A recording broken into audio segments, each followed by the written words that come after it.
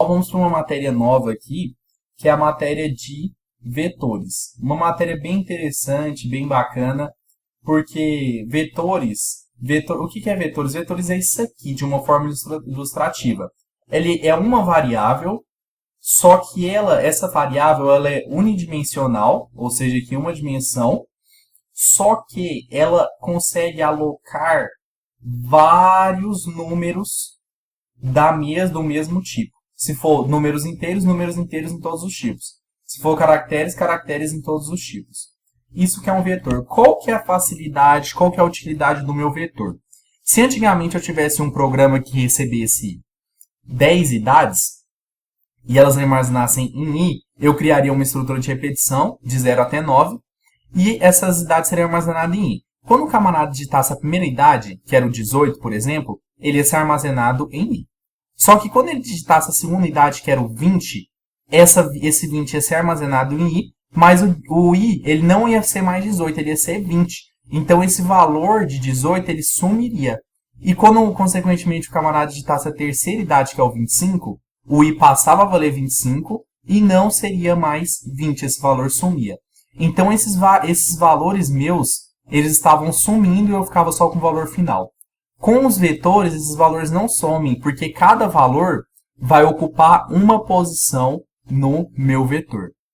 Observação, perceba que a posição ela começa em 0 e termina em 9, isso são 10 posições. Então, se eu quero 20 posições, eu vou começar em 0 e terminar em 19, sempre começando do 0. Correto? Como que eu carrego um vetor? De primeira, como que eu carrego um vetor? Bom, para carregar um vetor, primeiro para fazer o programa que nós vamos estar fazendo é faça um programa que carrega um vetor com 10 posições. Primeiro vamos fazer só essa parte. Faça um programa que carrega um vetor com 10 posições. Eu vou estar incluindo a biblioteca stdio.h main int. Por enquanto eu só vou declarar o meu vetor. Para declarar o meu vetor, eu coloco o nome que eu quiser na frente, que no caso eu vou chamar de vzão, colchetes, e o número de posições que tem dentro dele. Só que esse número de posições começa de 0 até o número que eu quiser. Então, se eu quero 10 posições, eu vou colocar o 9 aqui, porque é de 0 até 9. E aí eu declaro o meu i, que vai estar sendo a minha estrutura de repetição. Depois eu vou declarar os outros. Esse vetor aqui, esse v na frente, é o nome do meu vetor. Se eu quiser colocar vetor por extenso, pode ser. Se eu quiser colocar vetor 10 e o número dentro, eu posso colocar, correto? Aqui eu vou estar chamando só de vzão. Eu tenho que abrir uma estrutura de repetição, que ela vai repetir 10 vezes, de i começando em 0 até i menor do que 10, i mais mais. E aí dentro dessa estrutura de repetição, eu vou estar pedindo pro camarada digitar o elemento, né? Digite o elemento ou o número do vetor, né? O número de cada posição. E aí eu vou escanear isso em porcentagem i, porque os vetores vão armazenar elementos inteiros. E comercial, e eu coloco vetor, que é o vzão. Só que esse vzão, esse número que o cara digitou, vai armazenar no vzão em qual posição? Na posição 0, na posição 1, na posição 2. Aí eu te pergunto, qual posição que ele vai armazenar? Bom, na primeira rodada, quando o camarada digitar, vai armazenar nessa posição. Na primeira posição, no V0. Só que na segunda rodada vai armazenar no V1. Então, quem está fazendo o papel de ir de 0 até 9? É o meu i. Então, ele armazena no vzão i. Por quê? Porque o vi, na primeira rodada, ele vale 0. Na segunda, ele vale 1. Então, ele vai armazenando, consequentemente, aqui em v0, v1, v2, até v9. Correto? Aqui, o meu vetor já vai estar carregadinho. Então, perceba. Vamos supor que na primeira rodada aqui, o i está valendo 0. Aí, ele fala, digite o elemento. Aí eu vou lá e digito o número 100. Aí ele vai armazenar no V na posição qual? Quanto está valendo o I? 0. Então ele vai armazenar aqui em V0, ele vai armazenar o número 100. Correto? Na segunda rodada, I mais mais, o I está passando a valer 1. Ele vai digitar o elemento e vai armazenar na posição V1. Só que o V1, perceba, ele já é a segunda posição. Porque começamos em 0. Aí eu digito 5. Depois eu vou e digito 1, 2...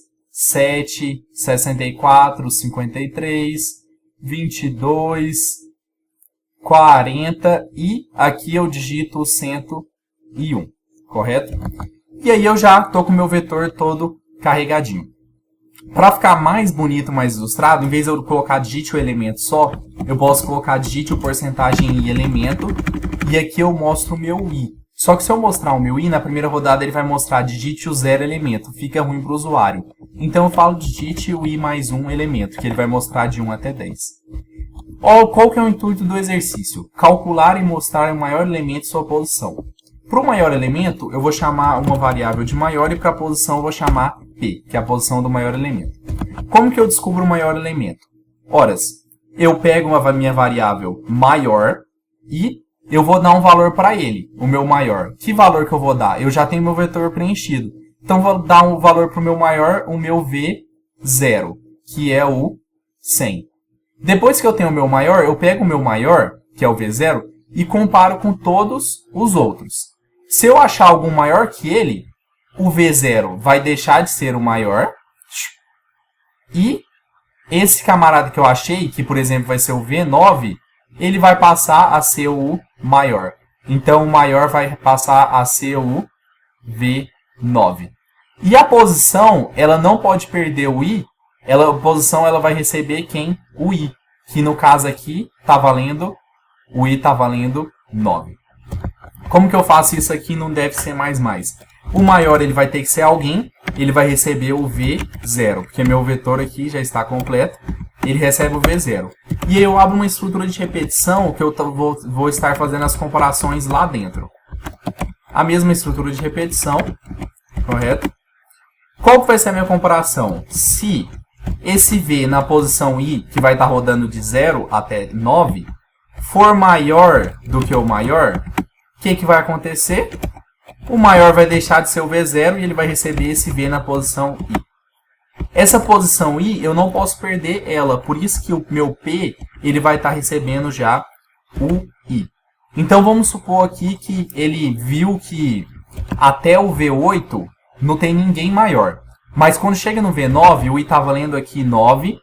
Olha o que acontece, o I está valendo 9. Aí ele vem aqui e analisa. VI, o I está valendo 9 então. V9 é maior do que maior? E o maior está valendo quando? Está valendo V0. Ele vai ver que o V9 ele é maior do que o V0. Então o maior ele vai receber quem? V9, que é o VI. E o P vai receber quem? O 9, que é o I, que é a posição 9. Só uma observação nessa posição. Vamos supor que ele ficasse, que o maior elemento estivesse na posição 0. Aí o P está recebendo o I que valeria quanto? 0. Na hora de eu mostrar para o usuário, o maior elemento está na posição 0, ele vai achar um pouco estranho. Então, na hora de mostrar a posição do elemento, eu vou colocar I mais 1. Na hora de mostrar, só. Correto?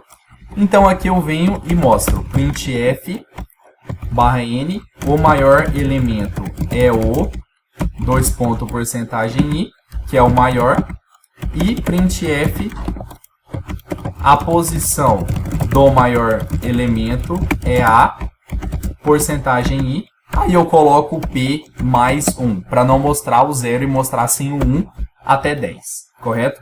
Aí eu vou salvar meu programa, no caso eu já salvei aqui, e vou compilar e rodar para testar se está tudo certo. Digite o primeiro elemento. O primeiro elemento eu vou colocar igual lá ao 100. Depois eu vou colocar quaisquer elementos aqui, 1, 2, 4, 7, 65, 57, 87, 98. E eu vou colocar o último elemento sendo 101. E ele vai mostrar para mim que o maior elemento é o 101. E a posição do maior elemento é a décima, a 10, né? Perceba que ele não mostrou a posição 9, mas ele mostrou sim a posição décima, ok? Porque o I, na verdade, aqui ele vale quanto? Ele vale 9. Só que ele está mostrando o I mais 1, o P mais 1, correto? É isso aí, pessoal. Até a próxima que nós vamos estar disputando um pouquinho esses vetores.